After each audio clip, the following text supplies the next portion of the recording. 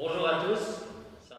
Ici avec vous, ceux qui sont avec nous dans cette salle, mais aussi ceux qui nous suivent au travers de YouTube. Voilà, on est limité à 30, donc forcément, on ne peut pas tous être présents ici dans cette salle. Mais c'est un plaisir d'être là avec vous. Et ce texte que je viens de lire est tellement riche, est tellement fort, a tellement d'éléments à en tirer que c'est dur de faire juste un message sur un sujet aussi large que ça. Mais il y a vraiment des éléments tellement forts dans ce texte. Et j'ai envie de sortir 2-3 éléments qui m'ont touché et que j'ai envie de vous partager ce matin. Dans cette histoire, Jésus présente 3, entre guillemets, personnages dans cette parabole de la vigne. Nous avons d'abord le vigneron, qui est Dieu le Père. Et il n'y a pas d'image qui peut décrire qui est Dieu. Mais par contre, Dieu, dans sa bonté, il se révèle à nous au travers d'images différentes dans les textes. Et j'aime bien voir Dieu comme un vigneron. J'aime bien cette image, et je trouve que l'image que j'ai trouvée est parlante. C'est le vigneron, plein de sagesse, plein d'expérience. Quel est le rôle d'un vigneron?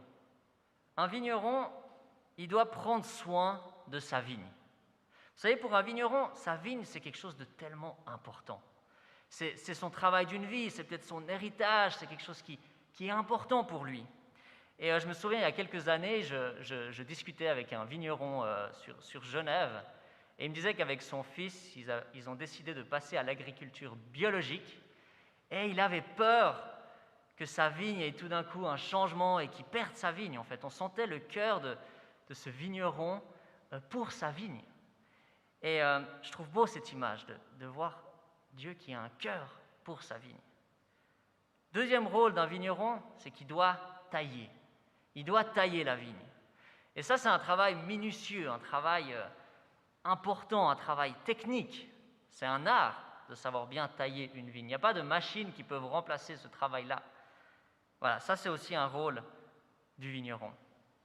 Et le troisième rôle, c'est qu'il récolte le fruit et il en fait des merveilles. C'est quand même le but du vigneron, c'est de pouvoir produire un bon vin, de récolter ce fruit et d'en faire quelque chose de magnifique. Et il y a un texte dans l'Ancien Testament, dans Ésaïe, chapitre 5, verset 4, où Dieu parle au travers de son prophète Ésaïe. « Qu'y avait-il encore à faire pour ma vigne que je n'aurais pas fait?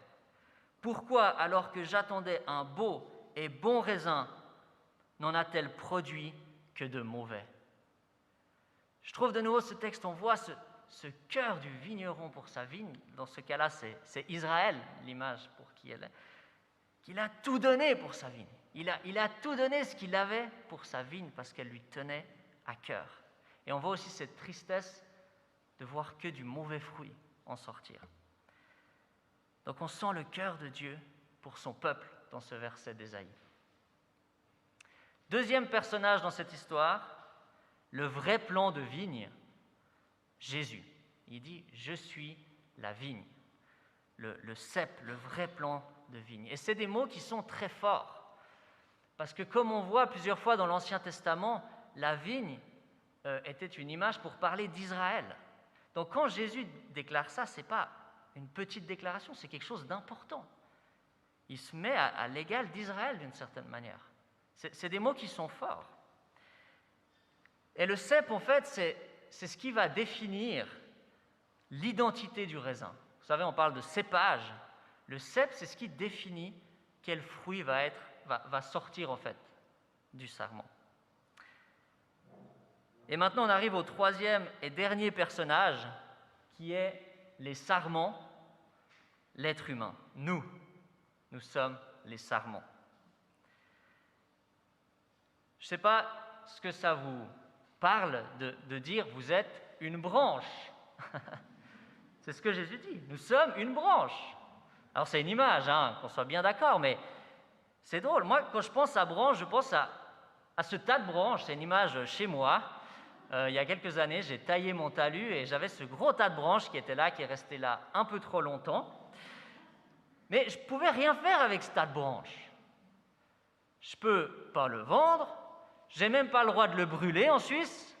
Je ne peux rien faire avec ce tas de branches. Et ce que Jésus déclare dans ce passage-là, si on paraphrase un peu, c'est que sans lui, nous sommes un tas de branches.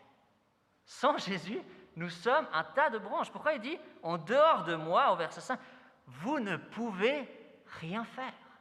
Une branche, si elle n'est pas attachée au cep, elle ne peut rien faire. Sans notre relation avec Jésus, sans cet attachement à lui, nous sommes un tas de branches. Mais par contre, attachés à lui, si on demeure en lui, au cépage de la meilleure qualité, vous savez, le monde du vin aujourd'hui, c'est très développé. Le meilleur cépage, ça a une valeur énorme. Donc si on est attaché au meilleur cépage et qu'on produit le meilleur fruit, tout d'un coup, notre valeur, elle devient magnifique. Donc notre valeur n'est pas liée à nous, elle est liée à qui on est rattaché. De qui est-ce qu'on tire notre sève, notre énergie, notre force? En qui est-ce qu'on demeure? Et ce qui est intéressant avec le bois de vigne, c'est même dans Ézéchiel 15, versets 3 à 4, je ne vais pas le lire, mais qui dit que le bois de vigne, il est poreux, il n'est pas solide et il est très inflammable. C'est-à-dire que c'est un mauvais combustible parce qu'il brûle rapidement. C'est-à-dire que le bois de vigne, en dehors de la vigne, il ne sert à rien. Mais en fait, la faculté du bois de vigne, c'est qu'il laisse passer beaucoup de sève et permet de produire beaucoup de fruits. Et je crois que c'est une belle image aussi pour nous, en tant qu'êtres humains. C'est que notre capacité, c'est de pouvoir laisser passer l'Esprit Saint en nous pour qu'il puisse produire du beau et du bon fruit. Je trouve que c'est beau, cette image-là. Et c'est un bel appel pour nos vies de dire on veut laisser passer cette sève en nous. Et j'ai envie de vous proposer un peu une proposition. Ouh là là, j'ai été trop loin. C'est une proposition un peu philosophique, mais qui me semble biblique et qui me semble aussi liée à ce texte-là. C'est que notre seule liberté, en tant qu'être humain, c'est de choisir de qui nous serons dépendants. Notre seule liberté, en tant que branche, c'est de choisir à quoi est-ce qu'on se rattache. Dans quoi est-ce qu'on veut se rattacher, fonder notre vie et laisser cette sève venir en nous. Et ce que ce texte il nous dit, c'est « demeurez en moi ». Jésus répète tellement de fois « demeurez en moi ». Demeurez en moi, demeurez en moi, demeurez en moi. Les gens qui devaient l'écouter devaient se dire, mais il se répète un peu là. Demeurez en moi, demeurez en... Parce qu'il veut que le message y passe. Il veut qu'on retienne ça, qu'on doit demeurer en Jésus. Et dans le mot demeurer, il y a deux sens. Le premier, il y a le sens d'habiter, d'établir sa demeure en lui, de se construire en lui. Et le deuxième sens, c'est sur la durée, de demeurer, de tenir sur le long terme en lui. Demeurer en moi. Donc si être une branche, ça n'a pas beaucoup de valeur, être une branche attachée au cep, au vrai cep, tout d'un coup, ça prend de la valeur. Ça devient quelque chose de beau et de bon et de magnifique. Et le dernier élément que j'ai envie de vous partager ce matin, qui est aussi dans ce texte, c'est la notion de porter du fruit. On voit que c'est le but, c'est comment on peut rendre la gloire à Dieu, c'est de porter du fruit. Et de nouveau, on voit en dehors de lui, on ne peut rien faire. C'est une déclaration qui est forte de Jésus. Ça veut dire que si on porte du fruit, notre seule véritable réaction, c'est de remercier Jésus pour ce fruit qu'on porte.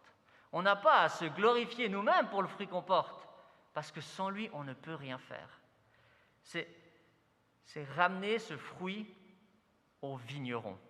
Et moi, j'aime cette image d'apporter notre fruit au vigneron. Parce que si on garde notre fruit pour nous, qu'est-ce qui se passe? Il va commencer à se décomposer. Il va commencer à pourrir, ça va commencer à sentir pas très bon. Vous voyez ce que je veux dire? Par contre, si on amène ce fruit au meilleur vigneron, il va pouvoir en faire un vin délicieux ou un jus de raisin délicieux, comme vous voulez, en fonction de ce que vous aimez. Il va pouvoir en faire des merveilles. Et moi, je crois qu'aujourd'hui, si on est rassemblés, si on peut vivre cette célébration œcuménique, c'est parce qu'on est tous rattachés au même cep.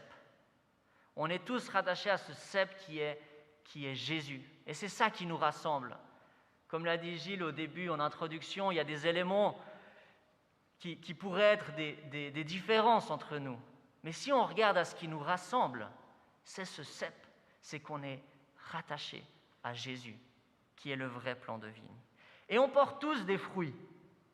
Tous, chacune de nos communautés, on porte des fruits.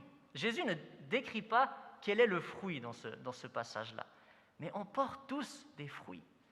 Et ce que j'ai envie de vous proposer ce matin, pendant cette célébration sur la semaine de l'unité, ce que j'ai envie de vous proposer, c'est que chacune de nos communautés, catholiques, réformées, évangéliques, ICF, on décide d'apporter nos fruits aux meilleurs vignerons. Plutôt que de dire « Ah, eux, ils ont tel fruit, eux, ils ont tel fruit », de voir la différence, on apporte tous nos fruits au vigneron. Et le vigneron, lui, qu'est-ce qu'il va pouvoir faire de ses fruits? Un vin de gruyère délicieux. Un vin qui accompagnera notre bon fromage délicieux. Et je crois que c'est ça qui fait plaisir à Dieu. C'est ça l'unité. C'est si ensemble, on remercie Dieu pour les fruits des autres et qu'on apporte tout ça ensemble à Dieu, au meilleur vigneron. Merci de m'avoir écouté.